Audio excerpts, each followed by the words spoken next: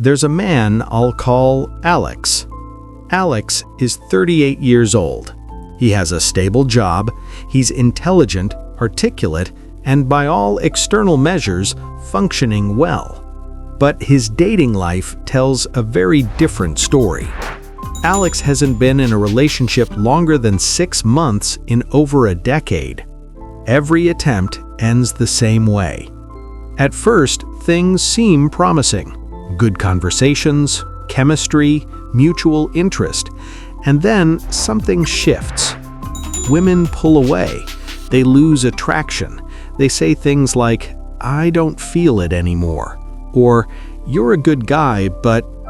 Or worse, they disappear without explanation. Alex doesn't understand why. He shows up on time, he listens, he's respectful, he doesn't cheat, he doesn't play games. So he asks the question many men ask quietly but never say out loud. What am I doing wrong? Alex isn't broken, and neither are most men who struggle like him. But after analyzing hundreds of cases like his, a pattern becomes impossible to ignore. Men don't fail with women because they're unlucky. They fail because they repeat the same psychological errors over and over without realizing it. Today, I want to show you what those errors are, not to shame you, not to blame women, but to help you see what's actually happening beneath the surface. Because once you see it, you can't unsee it. The first mistake: confusing attraction with approval. Alex wants to be liked. That sounds harmless, even noble. But here's the problem. When a man prioritizes being liked, he unconsciously abandons being respected. Alex agrees too quickly. He avoids disagreement. He softens his opinions. He adapts himself to whatever he thinks the woman wants. Not because he's dishonest, but because he's afraid that friction will cost him the connection. And women feel this immediately. Not consciously, not logically, but emotionally. They sense that Alex is trying to fit rather than stand. Attraction doesn't grow in environments where a man is seeking permission to exist. Respect comes from solidity, from boundaries, from knowing who you are even if it costs you approval. The paradox is this: the more Alex tries to keep women, the faster they lose interest. The second mistake: leading with value instead of direction. Alex believes that if he proves his worth, things will work out. So he leads with effort.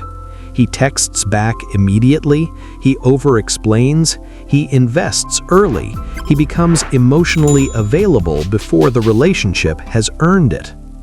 Again, none of this is malicious, it's well-intentioned. But effort without direction creates imbalance. When a man pours energy into a woman before mutual investment is established, he unintentionally positions himself as the pursuer of validation rather than the selector of compatibility. And attraction requires uncertainty, not games, not manipulation, but space for discovery. When Alex shows everything up front, there's nothing left to unfold. The mystery disappears, the polarity collapses, the relationship feels emotionally flat before it even begins. The third mistake: entering dating from a position of need. This is the most dangerous one. Alex doesn't just want a relationship, he needs one. He's lonely, disconnected, starved for affection. So when a woman shows interest, he latches on. He starts imagining futures, assigning meaning, building emotional structures that haven't been earned yet. This pressure isn't verbal, it's energetic. And women feel it. Neediness doesn't repel because it's unattractive, it repels because it creates responsibility. A woman doesn't want to feel like she's holding a man's emotional stability in her hands. Desire flows toward independence, not dependency. A relationship should add to your life, not stabilize it. Why men don't see these patterns? Alex believes his failures are situational. She wasn't ready. She had issues, bad timing. And sometimes that's true.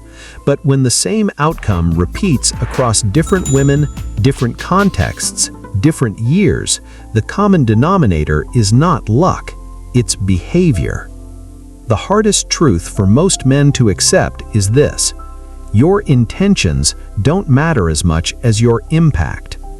You can be kind and still unattractive, honest and still emotionally draining, available and still unappealing.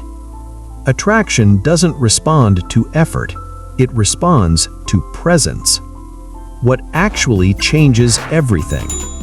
When Alex finally stops asking, "How do I get her to like me?" and starts asking, "Is this dynamic aligned with who I am?" something shifts.